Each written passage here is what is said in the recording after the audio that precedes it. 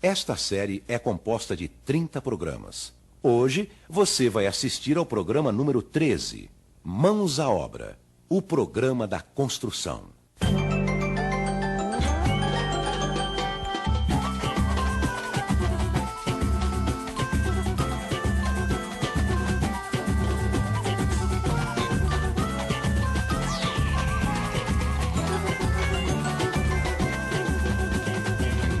Mãos à Obra, programa 13, Instalações Elétricas.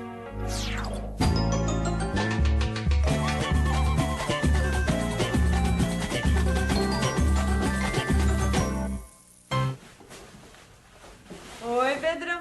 Que isso? Você comprou? Que nada, ganhei na rifa do Mané Cobrador. Primeiro prêmio. Parabéns, hein? Vai ser ótimo ter um micro-ondas aqui em casa, viu? Vai me ajudar muito. É. Onde é que nós vamos colocar?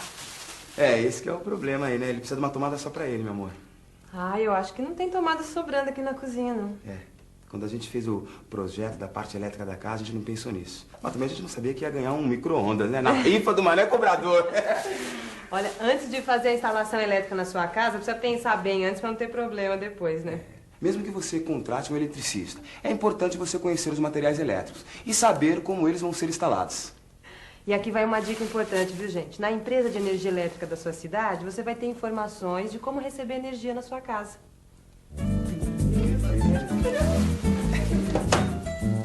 Você vai saber como colocar o poste de entrada e o eletroduto.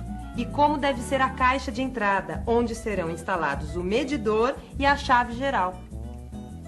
Depois, com a obra mais adiantada, vai chegar a hora de preparar os pontos de energia elétrica.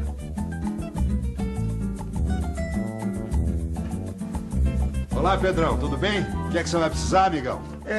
Tá na hora de eu começar a fazer a instalação da parte elétrica lá de casa e eu tô pensando em contratar um eletricista. Olha, eu posso indicar um bom eletricista, mas eu vou dar um conselho. É importante você saber como se faz uma planta dos pontos de eletricidade para encomendar o serviço. Mas eu não conheço direito os materiais elétricos. Não tem problema. Eu posso dar umas dicas. Nessa fase você vai precisar de eletrodutos, caixas e o quadro de distribuição. Os eletrodutos são tubos que são colocados dentro das paredes e das lajes e por onde passam os fios, que são os condutores de eletricidade. O eletroduto é aquele que o pessoal chama de conduíte? Isso mesmo. Existem dois tipos de eletrodutos. O rígido, como esse aqui, ó, e o flexível, como esse. E qual que é o melhor? Depende da aplicação. Nas lajes, o rígido. Nas paredes, o flexível.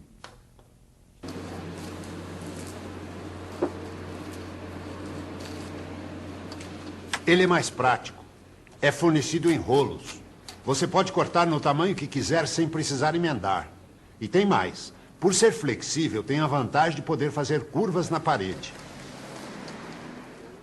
Agora, tem que tomar cuidado, porque nas lajes o flexível pode ser danificado durante a concretagem.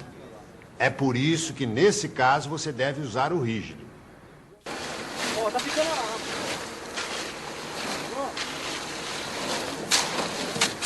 E não tem perigo de pegar fogo? Não, eles são feitos de PVC, que é um material anti-chama. E as caixas? Nas caixas é que vão ser instalados os interruptores, as tomadas e os pontos de luz. As caixas são interligadas pelos eletrodutos. Existem 3 tipos de caixas. A retangular, que mede 10 por 5 centímetros e que também é chamada de 4 por 2 por causa das medidas em polegadas. A quadrada, que mede 10 por 10 centímetros e é conhecida como de 4 por 4.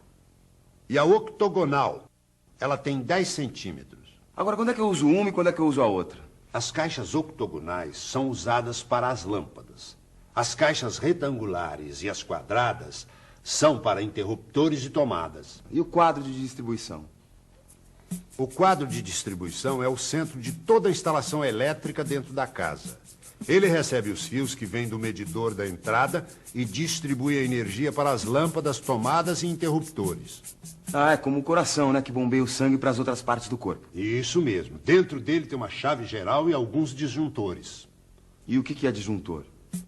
É o tipo de interruptor que ele desliga sozinho quando a corrente elétrica passa de um certo limite. É uma proteção do circuito para evitar sobrecarga nos fios e cabos elétricos. Interessante. Tem a mesma função de um fusível. Tem, mas a diferença é que o fusível queima e você tem que trocar por outro. O disjuntor tem uma mola que desarma o circuito. Depois basta ligar novamente que ele volta a funcionar. Mas o disjuntor não queima se ficar ligando e desligando? Se o disjuntor ficar desarmando toda hora, é sinal que o circuito está sobrecarregado. E nesse caso, não adianta trocar só o disjuntor. Tem que ver se a fiação aguenta. Como assim? Por exemplo, se você colocar um disjuntor de 20 amperes para uma fiação que aguenta 15 amperes e ligar vários aparelhos ao mesmo tempo, você corre o risco de aquecer demais os fios e provocar um curto-circuito. Opa, aí é perigoso. É por isso que precisa calcular a capacidade dos disjuntores de acordo com a necessidade de energia de cada circuito e com o tipo de fiação. E quantos disjuntores eu vou precisar ter? Um para cada circuito. E quantos circuitos eu vou ter? Bom, aí você vai ter que seguir umas regrinhas. Primeiro você vai separar os pontos de luz das tomadas. Depois você vai separar o andar de baixo do andar de cima. E por último você vai criar um circuito só para o chuveiro. Bom, então são 7 circuitos. Mas faça tudo isso evitando sobrecarga nas tomadas especiais. Não ponha mais de 3 no circuito. Não, deixa comigo. Agora você precisa definir quantas caixas vai usar, de que tamanho e onde elas vão ser colocadas. Bom, então tá bom, Sr. Freitas. Eu vou fazer a lista de todo o material que eu preciso, aí depois eu volto. Ok, Pedro. Qualquer dúvida me procura, eu vou estar aqui. Tá ok, Sr. Freitas. Brigadão, hein? De nada. A parte elétrica ela já passa, né? E deixa os conduítes embaixo na laje, né? Então a gente já sabe que ali onde tem aquele conduíte vai subir normalmente uma caixinha. Então a gente já, com o eletricista, que a gente toma informação, a altura que tem que ser as caixas. Por exemplo, a minha parede, na segunda fiada vai ter uma caixinha, na sexta fiada vai ter outra. Então eu já estou sabendo, porque o eletricista já passou e já nos informa, né? Porque é para poder a gente não fazer errado, senão depois complica. Aí vai ter que quebrar, vai ter que manchar, qualquer coisa. Ela tem que pensar assim, como se ela estivesse morando dentro da casa. Aí as necessidades dela, onde é que ela colocaria, por exemplo, televisão, onde é que ela iria colocar a máquina, onde é que ela iria dentro da cozinha, como que ela iria trabalhar, como que ficaria mais prático. Então eu acho que ela teria que pensar em qualidade e praticidade, né, para procurar facilitar o máximo possível. E tentar também não pensar assim, em carregar muito uma tomada, por exemplo, ali eu vou pôr rádio, televisão, ferro. Tentar ser racional, mas distribuir bem a eletricidade. Eu acho que isso aí também faz parte da questão de evitar acidente, curto-circuito dentro da casa, essas coisas todas, né? Então, eu acho que é isso. Ela tem que pensar, racionar como se ela estivesse dentro da casa e se imaginar de uma forma prática.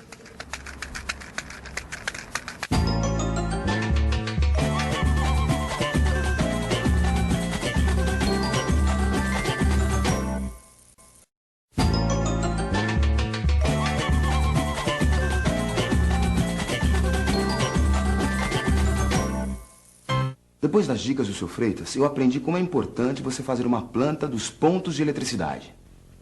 Pontos de eletricidade são todos os locais da casa onde você vai instalar uma lâmpada, um interruptor, uma tomada. Isso inclui também o quadro de distribuição. Que deve ser colocado num lugar discreto para não aparecer demais. Geralmente ele é colocado atrás de uma porta. Agora, outra coisa importante, ele tem que ser instalado próximo das maiores cargas da instalação e do relógio de luz. De qualquer forma, ele deve ser colocado num lugar de fácil acesso, mas longe de botijões de gás ou fogões. Ele não pode ser instalado no banheiro também por causa da umidade, né? E além disso, a tampa do quadro deve ficar sempre fechada. Ele pode ser limpo, sim, mas nunca, jamais deve ser lavado, né? Os pontos de luz são aqueles locais onde a gente vai instalar a lâmpada. Devemos, pelo menos, prever um ponto de luz no teto para cada cômodo. E além do ponto no teto, pode ser colocado também um ponto na parede, que é chamado de arandela. Os interruptores servem para interromper e restabelecer a passagem da corrente elétrica, ou seja, apagar e acender os pontos de luz.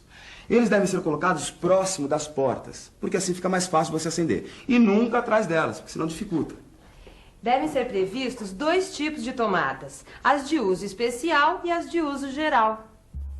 As tomadas de uso geral são aquelas que a gente ainda não tem o uso definido e servem para ligar TV, videocassete, aparelho de som, abajur. As tomadas especiais são aquelas que a gente vai ligar a aparelhos que têm uma voltagem diferente ou um consumo elevado, como geladeira, máquina de lavar, chuveiro elétrico. Micro-ondas. Foi por isso que o seu Freitas ensinou pra gente uma regra básica para saber quantas tomadas devem ser instaladas em cada cômodo. A proporção ideal é uma tomada para cada 5 metros. E você calcula isso da seguinte forma. Você soma o comprimento de todas as paredes do cômodo. Por exemplo, se você tiver um quarto de 3 metros por 3,5 metros, o contorno é de 3 mais 3 mais 3,5 mais 3,5, que é igual a 13 metros. Aí você divide esse valor por 5. Então, 13 metros dividido por 5 é igual a 2,6. Esse número você arredonda para cima e vai dar 3 tomadas para esse cômodo. Mas atenção, no caso da cozinha, que é necessário ter mais tomadas, essa proporção deve ser menor. Uma tomada a cada 3,5 metros. Então, se você tiver uma cozinha com os mesmos 13 metros de contorno, você vai dividir por 3,5, ou seja, 13 metros dividido por 3,5 é igual a 3,7. Então, você deve colocar 4 tomadas. No caso do banheiro, não se esqueça de colocar uma tomada junto ao lavatório, mas tome cuidado para que essa tomada e o interruptor fiquem a mais de 60 centímetros do box. Outra coisa importante é você adotar um padrão de altura na colocação dos diversos pontos de eletricidade. Isso vai facilitar a sua obra, porque você coloca os pontos todos na mesma fiada de blocos. Ai, depois fica tão bonito depois de pronto. Mas para isso existe uma tabela, e essa tabela é a seguinte. As tomadas baixas, de uso geral, devem ser colocadas a 30 centímetros do piso. As tomadas médias, como as do lavatório, do banheiro, da geladeira, do liquidificador, da máquina de lavar, do freezer, da campainha da rua, do micro-ondas, devem ser colocadas a 130 centímetros do piso. As tomadas altas, no caso do chuveiro elétrico, devem ser colocadas no mínimo a 225 centímetros do piso. Os interruptores devem ser colocados a 130 centímetros do piso. E as arandelas devem ser colocadas a 190 centímetros do piso. O próximo passo é fazer uma planta da casa com todos os pontos de eletricidade. Essa etapa é necessária, mesmo que você contrate um eletricista. Porque você precisa dizer para ele o que você quer que ele faça exatamente. Você não coloca um ponto no meio do cômodo e meia dúzia de tomada. Para você fazer uma planta dos pontos de eletricidade, você tira uma cópia da planta da casa e desenha em cima os lugares onde você quer instalar esses pontos e eletrodutos. Tem uma convenção para marcar esses pontos. São os símbolos que representam cada tipo de ponto. O quadro de distribuição é um retângulo, metade cheio e metade vazio. O ponto de luz no teto é um círculo vazio. A arandela na parede é um meio círculo vazio. O interruptor é uma letra S maiúscula.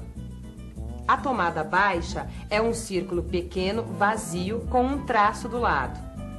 A tomada média é um círculo pequeno, metade cheio e metade vazio com um traço do lado. A tomada alta é um círculo pequeno, totalmente cheio com um traço do lado.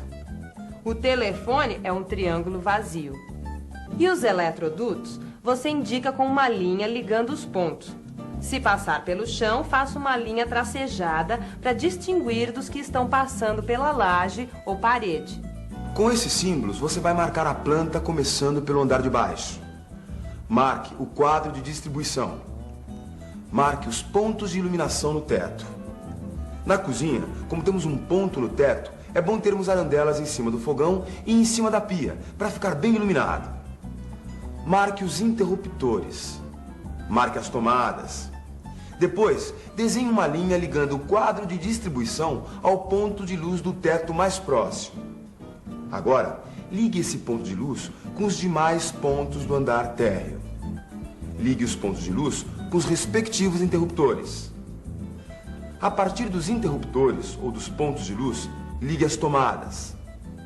Coloque uma flecha em cima do quadro de distribuição e escreva a palavra sobe, para indicar que um eletroduto passará para o andar de cima.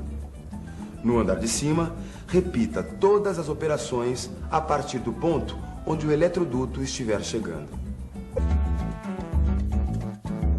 Com a planta pronta, você pode colocar as caixas. As caixas devem ficar bem presas, tanto nos blocos como na laje. Use um pouco de argamassa de cimento e areia 1:4. Os eletrodutos rígidos devem ser presos nas caixas por buchas e arruelas.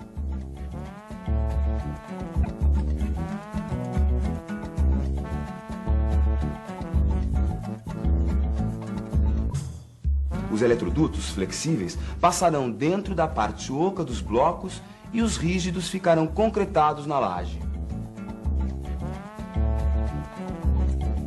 O diâmetro dos eletrodutos depende do número de fios que vão passar dentro deles. É recomendável usar eletrodutos de no mínimo 3/4 se for rígido e 25 milímetros se for flexível. Nunca passe mais do que 6 fios dentro deles. Você tem que fazer também um eletroduto separado só para os fios do chuveiro e outro para o fio do telefone e o cabo da antena da televisão. E aqui tem alguns detalhes importantes. O eletroduto que sai da caixa deve ter uma ponta sobrando acima da laje para continuar a instalação no andar de cima. Tampe com papel ou estopa a ponta dos eletrodutos e as caixas para evitar que entre água, sujeira ou concreto durante a obra, o que pode estragar as caixas ou entupir os eletrodutos. Bom, seguindo essas etapas, passo a passo, você está preparado para fazer os pontos elétricos da sua obra. E assim evitar erros e esquecimentos. A gente não tem tomada para o micro-ondas, mas a gente tem para o liquidificador. E eu vou me refrescar com esse suco, meu amor, porque eu vou lá no Seu Freitas comprar todos os materiais para fazer a instalação dessa tomada. Muito. No próximo programa, a gente vai falar sobre a construção das paredes do piso superior. Fique à vontade. Afinal, a casa é sua. Vamos, meu amor? Reforcei a casa embaixo, muito reforçado.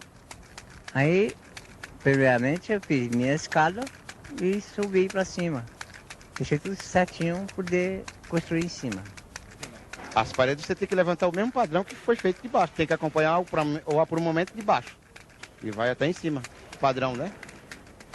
Olha, a prioridade minha é minha família, certo? Eu acho que não só minha, mas de todos, né? Temos lá para... Mesmo que amanhã chegue um momento que a gente vai ter que ir mesmo, então a família já tem um amparo, né? Certo? O meu objetivo é esse, né? Porque, veja bem, às vezes você tem oportunidade na vida, você deixa passar. Vai deixando passar, então chega um momento que você fala, vou ter que agarrar essa, porque se eu soltar essa, nunca mais. Eu vou para debaixo da ponte, né? Então é uma coisa que eu vou te falar. Cada tijolo desse aqui que nós estamos levantando é com amor, entendeu? Tem que ser com muito carinho, não é falar assim, não, vou levantar aí de qualquer jeito, não. Tem que ser com muita paciência mesmo. Um amor mesmo, como se fosse do pai para a filha. Porque aqui vai ficar a nossa família, né?